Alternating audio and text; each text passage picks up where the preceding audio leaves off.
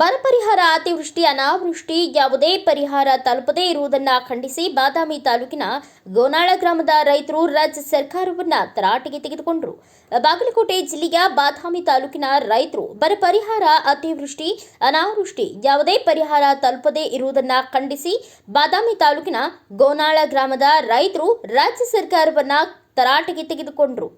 ರಾಜ್ಯದಲ್ಲಿ ಇಷ್ಟು ಬರಗಾಲ ತಾಂಡವವಾಡುತ್ತಿದ್ದರೂ ಸಿದ್ದರಾಮಯ್ಯನವರ ಕಾಂಗ್ರೆಸ್ ಸರ್ಕಾರ ರೈತರನ್ನ ಸಂಪೂರ್ಣವಾಗಿ ಕಡೆಗಣಿಸಿದ್ದು, ಬರೀ ಪಂಚ ಯೋಜನೆಗಳ ಬಗ್ಗೆಯೇ ಮಾತನಾಡ್ತಾ ರೈತರನ್ನ ಸಂಪೂರ್ಣವಾಗಿ ಕಡೆಗಣಿಸಿದ್ದು, ರೈತರು ಬರಗಾಲದಿಂದ ತತ್ತರಿಸಿ ಹೋಗಿದ್ದಾರೆ ಎಂದು ಮಾಧ್ಯಮದ ಎದುರು ಹಿಗ್ಗಾಮುಗ್ಗ ತರಾಟೆಗೆ ತೆಗೆದುಕೊಂಡರು.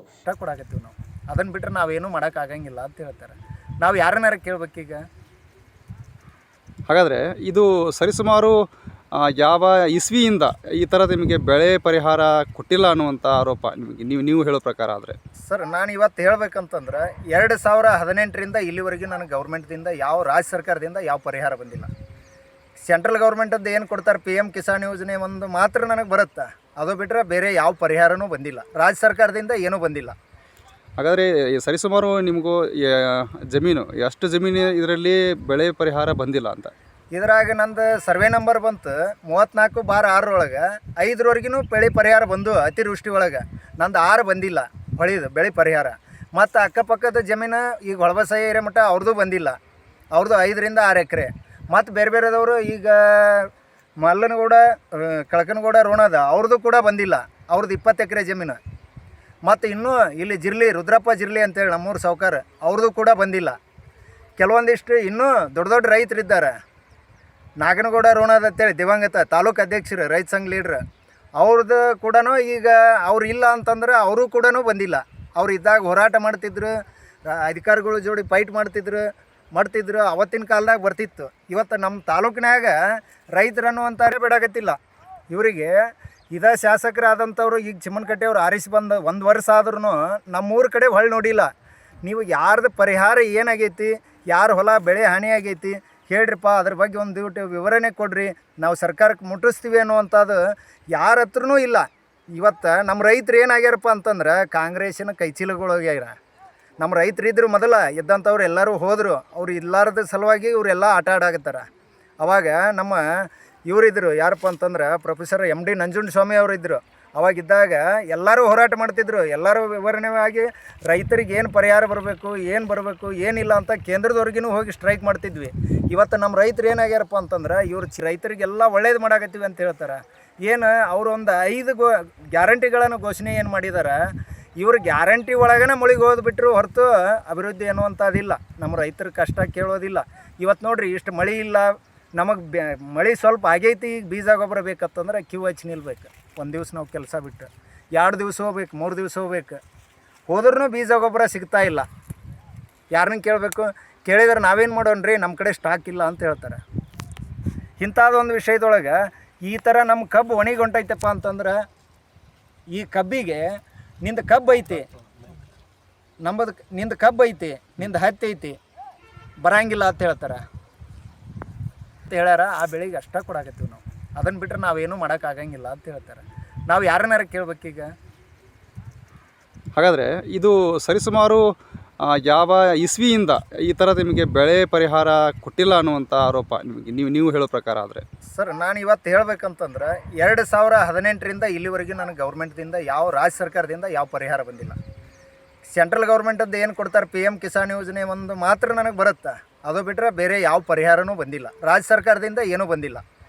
ಹಾಗಾದರೆ ಸರಿಸುಮಾರು ನಿಮಗೂ ಜಮೀನು ಎಷ್ಟು ಜಮೀನು ಇದರಲ್ಲಿ ಬೆಳೆ ಪರಿಹಾರ ಬಂದಿಲ್ಲ ಅಂತ?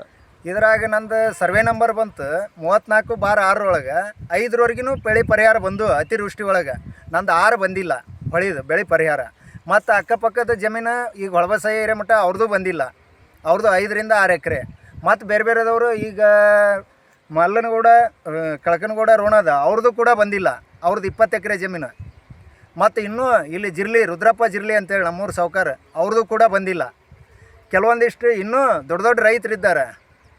ನಾಗನಗೌಡ ರೋಣದ ಅಂತೇಳಿ ದಿವಂಗತ ತಾಲೂಕು ಅಧ್ಯಕ್ಷರು, ರೈತ ಸಂಘ ಲೀಡ್ರ್, ಅವ್ರದ್ದು ಕೂಡ ಈಗ ಅವ್ರು ಇಲ್ಲ ಅಂತಂದ್ರೆ ಅವರು ಕೂಡ ಬಂದಿಲ್ಲ. ಅವ್ರು ಇದ್ದಾಗ ಹೋರಾಟ ಮಾಡ್ತಿದ್ರು, ಅಧಿಕಾರಿಗಳು ಜೋಡಿ ಫೈಟ್ ಮಾಡ್ತಿದ್ರು. ಅವತ್ತಿನ ಕಾಲದಾಗ ಬರ್ತಿತ್ತು. ಇವತ್ತು ನಮ್ಮ ತಾಲೂಕಿನಾಗ ರೈತರು ಅನ್ನುವಂಥವ್ರು ಏನು ಹಾಗಾದರೆ ತಮಗೆ ಬೆಳೆ ಪರಿಹಾರ ಬಂದಿಲ್ಲ ಅನ್ನುವಂಥ ಗಂಭೀರ ಆರೋಪ ಏನಿದೆ, ಈ ಮಾಧ್ಯಮದ ಮೂಲಕ ತಾವು ಸರ್ಕಾರಕ್ಕೆ ಮತ್ತು ಜನಪ್ರತಿನಿಧಿಗಳಿಗೆ ಏನು ಸಂದೇಶ ರವಾನೆ ಮಾಡೋಕ್ಕೆ ಇಷ್ಟಪಡ್ತೀರಿ? ಇಲ್ಲಿನ ರೈತರ ಮುಖಂಡರ ಪರವಾಗಿ ತಾವು ಇವತ್ತು ಇದು ನನ್ನ ಪರವಾಗಿ ಅಲ್ಲ, ಗೋನಾಳ ಗ್ರಾಮದ ರೈತರ ಪರವಾಗಿ ಗ್ರಾಮದ ಅಷ್ಟೇ ಅಲ್ಲ, ಇಡೀ ನಮ್ಮ ಓಕೆ ರಾಜ್ಯದ ಪರವಾಗಿ ನಾನು ಮಾಡ್ತಾ ಇರೋದು ಇವತ್ತು ಆರೋಪ. ನಾನು ಒಬ್ಬನ ಪರವಾಗಿ ಅಲ್ಲ, ನಾನು ಒಬ್ಬನ ಸೊತ್ತು ಅಲ್ಲ. ನನಗೆ ನಮ್ಮ ರೈತರು ಅನ್ನುವಂಥವ್ರು ನಾವು ಏನು ರಾಜ್ಯದೊಳಗೆ ಏನು ಬೆಳೆ ಬೆಳೆದೀವಿ ಯಾರಿಗೆ ಬಂದಿಲ್ಲ, ಎಲ್ಲರಿಗೂ ಸಿಗುವಂಥ ಒಂದು ಇದು ಆಗಬೇಕು ಅನ್ನೋದು ಒಂದು ನನ್ನ ನಿಲುವು ಸ್ಪಷ್ಟವಾದಿದ್ದು. ಆದ್ರೆ ಇದಕ್ಕೆ ತಿಳ್ಕೊಂಡು ಅವರು ಏನಾರ ಎಲ್ಲ ನಮ್ಮ ರೈತರಿಗೆ ಯಾರಿಗೆ ಪರಿಹಾರ ಬಂದಿಲ್ಲ ಅದು ಬಂದೈತಿ ಅನ್ನೋವರೆಗೂ ನಾನು ನಿಲ್ಲೋದಿಲ್ಲ. ಇಲ್ಲಿವರೆಗೂ ಇವ್ರು ಕೊಡಬೇಕಾದಿದ್ದೇನು ತಮ್ಮಣಿಯಿಂದ ಕೊಡೋಂಗಿಲ್ಲಲ್ಲ, ನಮ್ಮದೇ ನಮಗೆ ಕೊಡ್ತಾರಲ್ಲ, ಅದೇ ನನ್ನ ನಿಲುವು ಸ್ಪಷ್ಟವಾದಿದ್ದೇನಪ್ಪ ಅಂತಂದ್ರೆ. ಅಂದ್ರೆ ಸರ್ಕಾರಕ್ಕೆ ತಾವು ಈ ಮೂಲಕ ಮನವಿ ಮಾಡ್ತೀರಿ, ಇದು ಪರಿಹಾರ ಕೊಡಲೇಬೇಕು.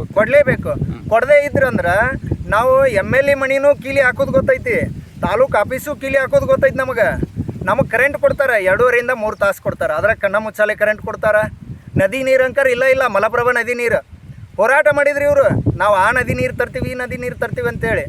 ಇವತ್ತು ಇವ್ರದ ಸರ್ಕಾರ ಐತಲ್ಲ, ಯಾಕೆ ನಮ್ಮ ಮಾದಾಯಿ ನದಿ ನೀರಂದ ಈಗ ಅದನ್ನು ಕೇಂದ್ರ ಸರ್ಕಾರ ಅನುಮೋದನೆ ಮಾಡಿ ಕೊಟ್ಟರು ಕೂಡ ಇವ್ರು ಯಾಕೆ ಅದನ್ನು ಚಾಲನೆ ಮಾಡಬಾರ್ದು? ಇದೇ ಸಿದ್ದರಾಮಯ್ಯನವರು, ಇದೇ DK ಶಿವಕುಮಾರ್ ಯಾಕೆ ಮಾಡಬಾರ್ದು ಇದನ್ನು? ನಾ ಕೇಳೋದು ಇದನ್ನು ಬೇಕಂತೇಳಿ.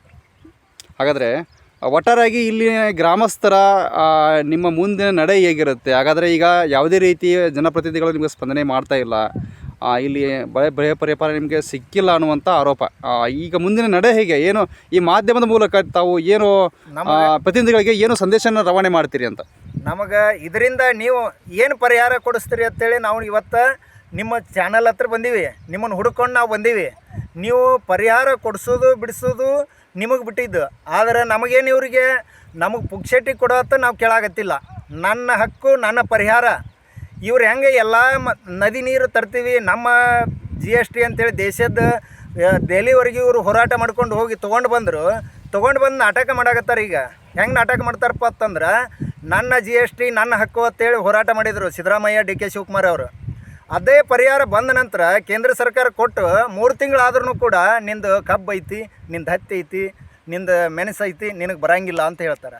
ಯಾವ ಬೆಳಿಗ್ಗೆರ ಕೊಡ್ತಾರೆ ಇವರು ಪರಿಹಾರ? Bureau report Rajesh S Desai, Bharat Vaibhav news, Bagalkot.